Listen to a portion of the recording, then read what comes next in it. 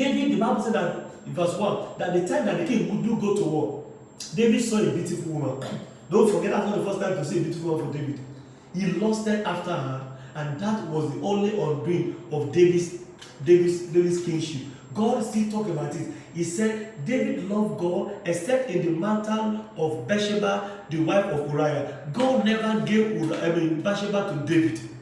But David took another person's wife. The person you are hanging out with, that you are sleeping with, is another person's spouse in the future. You cannot afford to shortchange yourself, because this will affect your destiny, if you continue to do that. So, because of time, I like to show you what are the warning signals you need. If you are going to be in a relationship, or you're already in a relationship, what are the warning signals that you will see that make you to know that you need to run from your life? As maybe you are in a relationship now, or you want to go to a relationship, you must know that there are some signals that you will see that make you to let you know that this thing will not work. Number one is when you have somebody that does not have value for what you have values for. You don't share the same values. You don't share the same vision. You don't share the same faith. You are not going to the same place. So you've got to avoid it, because anybody that's not going to where you are going to, there's no point of dating such a person. So if you are discovering that you talk about the kingdom of God, this person is not talking about the kingdom of God, avoid this fellow. Then number two, if you discover that you always having disagreement, you always quarrel, you always argue, you argue, you come back, and it's always all the time you keep on arguing. There's a level of argument and disagreement that is necessary in relationship. That you disagree and quickly agree together. But when you start to know every time there's argument, there's quarrel, that's a warning signal that you need to watch. Number four is that if this person you are dating does not have respect for his own parent, does not have respect for people God has put in his life or her life now, never date someone that have no respect for their parent, never date someone that have no respect for their brothers and their sisters, never date someone that have no respect for people in their life. Because if you are going to marry somebody that talk less of other people, he will do the same thing to you. You must be careful that you don't go out with such a person. Then never ever marry somebody that's too possessive and manipulative. Why will a man ask for your password of your Facebook, password of your email, password of your WhatsApp? Why will a man want to monitor you to that level? That is over possessiveness. It is wrong. This is a warning signal. When a man is all over you and he wants your password, you want to know what is happening in Facebook, you want to monitor your movement, that's not love. That's becoming an obsession. And it's going to affect you. Don't think that he said that it's because I love you, that's what I'm going to do. It's a lie. That is not love. Never marry somebody that will not give you a breathing space, that's policing you, want to know who is talking to you, who are you not talking to. Somebody that is not secure. That's the best word. This is a warning signal. If you see somebody around you and this person is not secure, this person is too possessive, he's going to create problem for yourself. Now, for you. Number 5, because of time, is that somebody that make you to feel less, somebody that doesn't see potential in you, somebody that every time they look at you, they don't see the good thing about your life. It's a warning signal. When this person is only telling you what you cannot do, not what you can do. You see, you must date somebody that can bring the best out of you, not someone that will bring the worst out of you. Can this person bring the best out of your life? Watch for these warning signals. If this fellow cannot bring the best out of you, please, you must run away from this fellow, and the Lord will help you in the name of the Lord Jesus Christ. Number 6 is that watch somebody that does not set boundary. They don't have boundary with other people. You want you to stay clean, he's not ready to stay clean.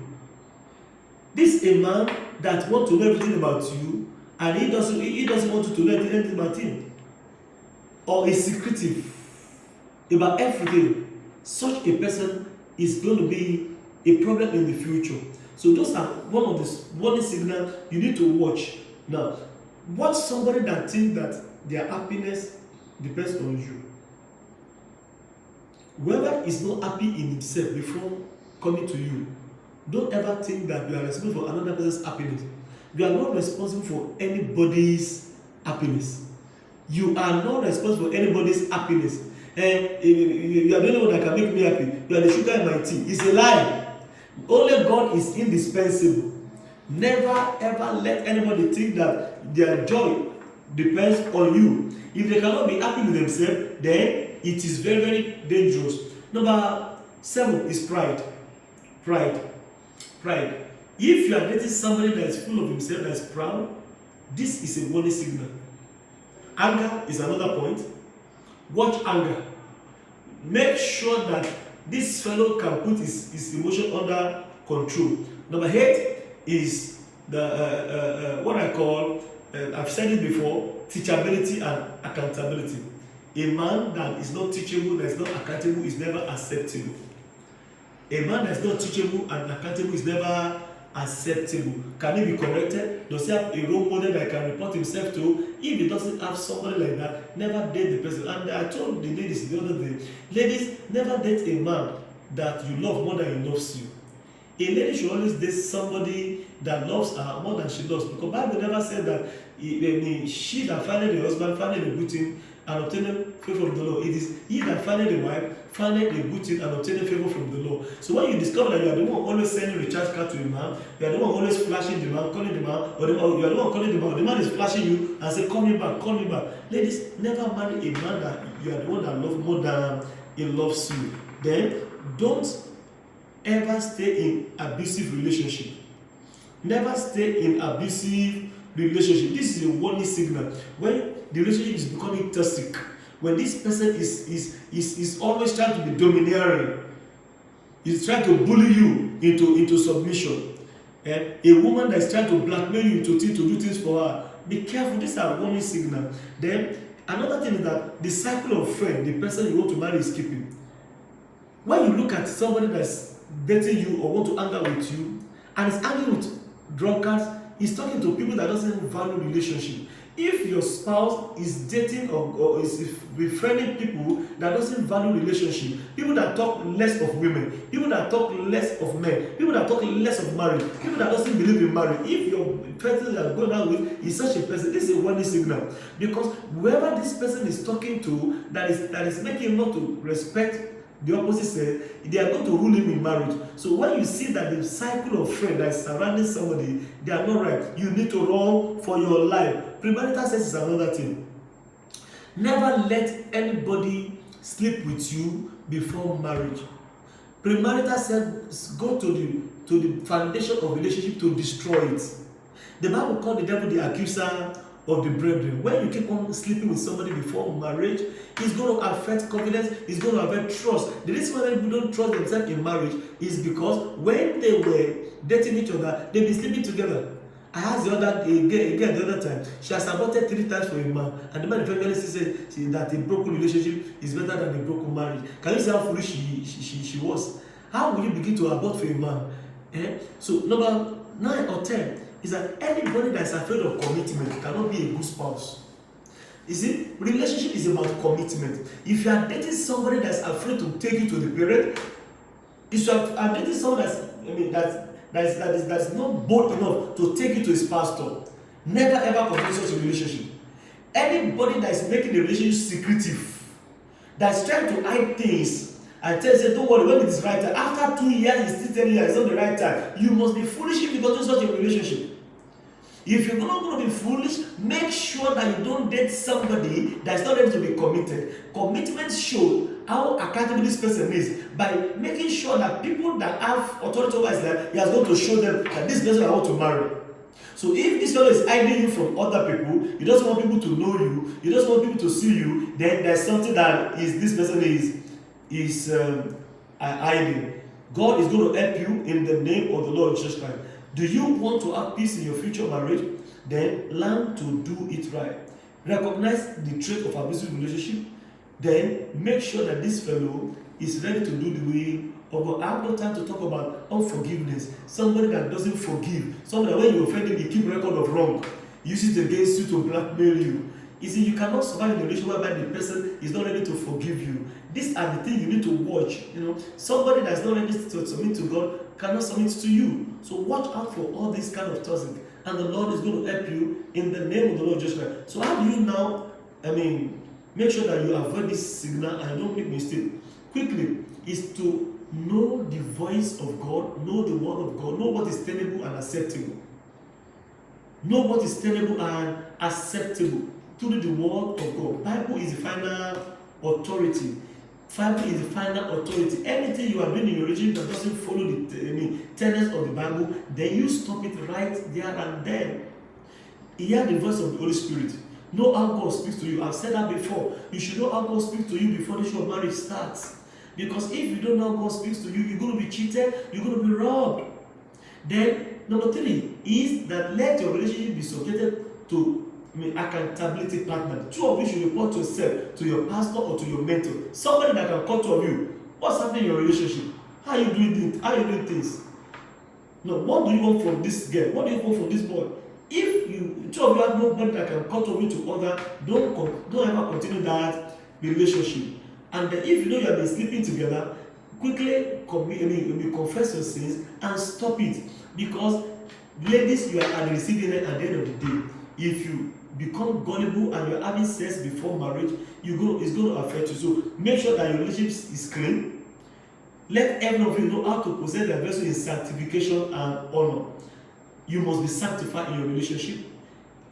You must be sanctified. I have no time to talk to you more about financial commitment and co. If you are only the one doing everything, this man doesn't know how to give. He doesn't know how to be so stingy. Marriage, like I said last time, marriage does not change anybody. If this fellow is stingy in before marriage will not make him to be generous. If this fellow does not know how to overcome lust before marriage will not make him to overcome lust. So a person must have be able to overcome all these things before marriage so that I can be able to handle these things in marriage. The Lord is going to help you and give you victory in the name of Jesus Christ. So tonight, I want everybody to know that God wants your marriage to work out. He wants to help you. He wants you to do it right. He wants your marriage to stand the test of time. That you do 10-year anniversary, 20 anniversary, 40 years anniversary. And if you're going to do that, don't forget a house that will end at a story building or 3-story building. The foundation cannot be the same with the house that will end at 120 stories. It's about foundation. And as you lay your bed, so you lie on it. Prepare for a greater tomorrow by making sure that you prepare for marriage, because marriage is not a gate, it's a wall. There's no door in marriage. The only door to marriage is death. So avoid regret, avoid shame in the future by doing the right thing. Now look at people like Joseph. Joseph had opportunity to commit sin as his youth. He refused to do that. Look at Daniel. He proposed in his heart that he will not. Discipline. Discipline is the key here. If you are not disciplined, you will destroy the foundation of your future marriage. Try to do things right, not because of you, but because of the next generation. Because any battle you don't win, your children will repeat it. Especially those that are hearing me, that you are from a polygamous family, you are from a highly dysfunctional home, you are from a broken home, you are raised by a single parent. If you don't deal with this issue, there is tendency that you're going to repeat the errors. Most of the things we have seen, children raised in a broken home, raised by single mothers, if the care is not taken and they follow the tenets of the word of God, they always repeat the error of their father, errors of their mothers. And now it's becoming generational. But a generation must always stand up and say enough is enough. Evil will no longer flow to the next generation. And I think you are the one that God is counting upon to do things right in your marriage. God help some of us like this to be able to be different. In my family, I grew up to see polygamy everywhere. But I made a commitment to the word of God that I will do only what the Bible says. Today I have no regret. Today my siblings have no regret that everyone marry right. I want to let you know that God wants you to do it right. Not just because of you, but because of people that are following you, because of your brothers, your sister, your future children. Try to do it right. Because if you don't do it right, it is very, very dangerous. So I'd like to challenge you that as a child of God, for how long are you going to continue this? To keep on patching things up. Don't patch it up. Don't patch it up. Do it right. Commit your future to that of the Lord. I tell the teenagers and the youth, start praying about your future marriage right now. Don't ever wait until marriage is closed before you start praying about marriage. I was praying 15 years before I ever married.